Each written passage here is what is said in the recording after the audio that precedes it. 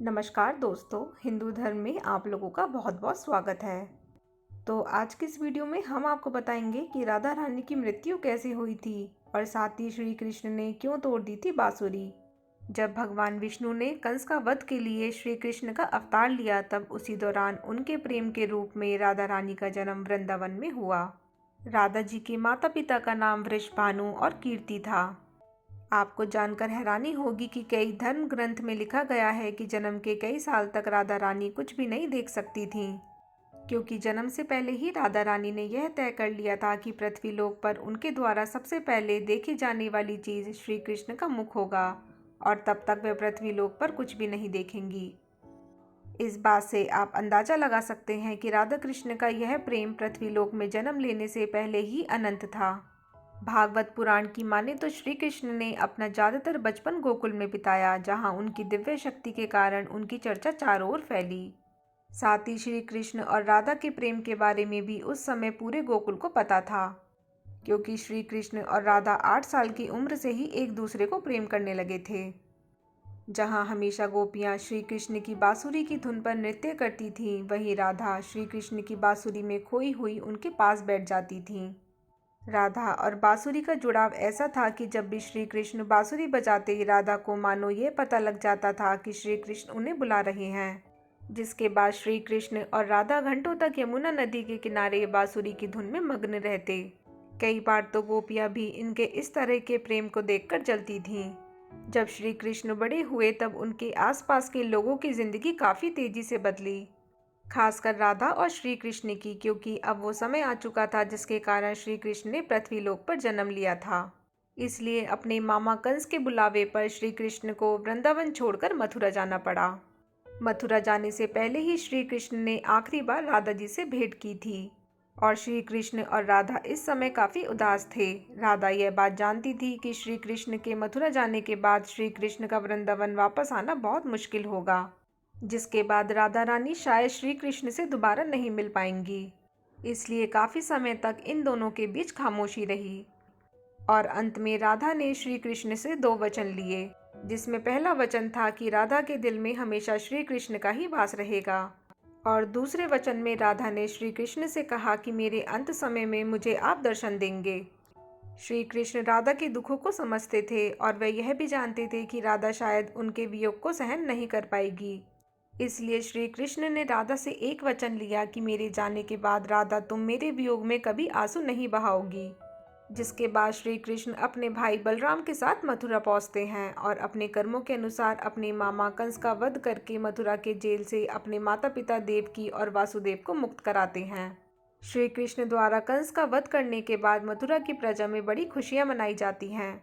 पर कंस की मृत्यु का समाचार जब उसके ससुर मगधराज जरासन को मिला, तो वह आग बबूला हो गया। अपनी विशाल सेना लेकर वह विध्वंसों पर आक्रमण करने चल पड़ा। श्री कृष्ण को जब पता चला कि जरासन मथुरा पर आक्रमण करने आ रहा है, तो उन्होंने अपने भाई बलराम के साथ एक सेना तैयार की और जरासन को युद्ध में बुरी तरह हरा दिया। लेकिन अब मथुरा पर काफी आक्रमण होने लगे थे, इसलिए श्री कृष्ण ने यादवों की रक्षा के लिए समुद्र के किनारे एक राज्य का निर्माण कराया, जिसके चारों ओर एक बहुत बड़ी दीवार थी, जिसमें बहुत से दरवाजे थे, और आगे इसी राज्य को द्वारका का नाम दिया गया। श्री कृष्ण ने द्वारका पर करीब 36 साल तक शासन किया, इसलिए श्री कृष्ण को द्वारकाधीश भी कहा जाता है। द्वारका में रहकर श्री कृष्ण ने रुक्मणी और सत्यभामा से भी विवाह किया था। श्री कृष्ण रुक्मणी से काफ़ी प्रेम करते थे। रुक्मणी भी श्री कृष्ण को अपना आराध्य मानती थीं। यहाँ तक कि रुक्मणी ने तो अपने परिवार के विरुद्ध जाकर श्री कृष्ण से भागकर यानी गंधर्व विवाह किया था। जब श्री कृष्ण द्वारका पर राज कर रहे थे, उस समय भगवान श्री कृष्ण का जीवन काफ़ी व्यस्त था। वहीं राधा रानी वृंदावन में बैठी श्री कृष्ण की यादों में खोई हुई थीं। श्री कृष्ण अपने जीवन में व्यस्त भले ही थे, लेकिन उन्होंने कभी भी राधा रानी को नहीं बुलाया था। कई बार तो उनकी पत्नियां भी श्री कृष्ण के राधा से प्रेम को देखकर काफ़ी जला करती थीं, क्योंकि सोते जागते कृष्ण राधे नाम जपा करते थे, मानो राधा और श्री कृष्ण का प्रेम ही श्री कृष्ण के लिए कोई शक्ति हो।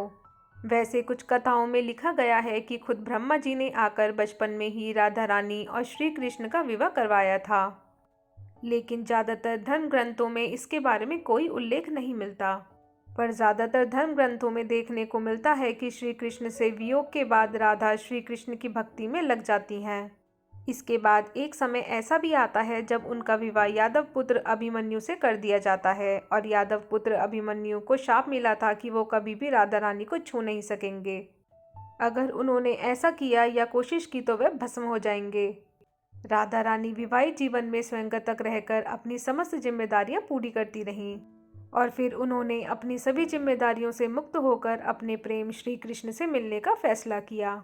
पुराणों में राधा की मृत्यु का उल्लेख नारद पुराण में मिलता है, जहां लिखा गया है कि जब राधा रानी श्री कृष्ण से मिलने द्वारका पहुंची तो यहाँ दोनों काफी समय तक साथ रहे, पर एक साथ एक महल में रहने के बावजूद श्री कृष्ण अपने कार्यों में काफी व्यस्त रहते थे। इसके अलावा श्री कृष्ण को यह भी डर था कि कहीं श्री कृष्ण और उनके प्रेम के कारण श्री कृष्ण की पत्नी रुक्मणी और सत्यभामा को मिलने वाला श्री कृष्ण का प्रेम कम ना हो जाए। इसलिए राधा रानी ने श्री कृष्ण को बिना बताए द्वारका छोड़ दिया और वापस वृंदावन चली गईं। लेकिन अब राधा रानी का अंतिम समय आ चुका था, जिसके बाद राधा रानी ने अपने अंतिम समय में श्री कृष्ण को उनके वचन की याद दिलाई कि कैसे श्री कृष्ण ने मथुरा जाते समय राधा रानी को उनके अंतिम समय में पास रहने का वचन दिया था। जैसे ही श्री कृष्ण को राधा रानी के अंतिम समय का आभास हुआ तो वो तुरंत ही राधा रानी के पास पहुंच जाते हैं। अपने प्रेम को इस तरह से अंतिम सांस लेते देख श्री कृष्ण काफ़ी भावुक हो गए थे, जिसके बाद श्री कृष्ण ने राधा से अंतिम समय में कुछ मांगने को कहा था। राधा रानी ने पहले तो श्री कृष्ण से कुछ नहीं मांगा, लेकिन जब श्री कृष्ण ने जोर दिया तो राधा ने कहा कि मेरी बस एक ही इच्छा है कि मुझे मेरे अंतिम समय में आपके साथ वैसे ही पल बिताने हैं जैसे हम वृंदावन में एक ही साथ बांसुरी की धुन में समय बिताते थे। राधा रानी के ऐसे वचन सुनकर श्री कृष्ण ने अपनी बांसुरी उठाई और मधुर आवाज में उसे बजाना आरंभ कर दिया। बांसुरी बजने के दौरान श्री कृष्ण और राधा लगातार एक दूसरे को देख रहे थे और दोनों की आंखों में एक दूसरे के प्रेम के कारण आंसू थे। इसी तरह वृंदावन के पुराने यादों में और श्री कृष्ण की बाहों में राधा जी ने अपनी अंतिम सांसें लीं। राधा जी की सांसें थम जाने पर श्री कृष्ण की बांसुरी की आवाज़ भी थम गई और श्री कृष्ण को राधा जी की मृत्यु से इतना दुख पहुंचा कि उन्होंने उस समय अपनी सबसे प्रिय बांसुरी को ही 2 टुकड़ों में तोड़ दिया। और इसी तरह एक ही दिन श्री कृष्ण ने अपनी 2 सबसे प्रिय चीज़ों को खो दिया, जिसमें सबसे पहला उनका प्रेम और दूसरी उनकी बांसुरी थी। श्री राधा की मृत्यु के बाद श्री कृष्ण भी ज़्यादा समय तक पृथ्वीलोक पर नहीं रहे और अपने अंतिम कार्य यानी महाभारत के युद्ध को समाप्त करने के बाद उन्होंने भी पृथ्वीलोक छोड़ दिया। तो दोस्तों, अगर आप लोगों को मेरा ये वीडियो थोड़ा सा भी हेल्पफुल लगा हो तो इसे लाइक और शेयर करना ना भूलिएगा और मेरे चैनल को सब्सक्राइब ज़रूर कीजिएगा। धन्यवाद।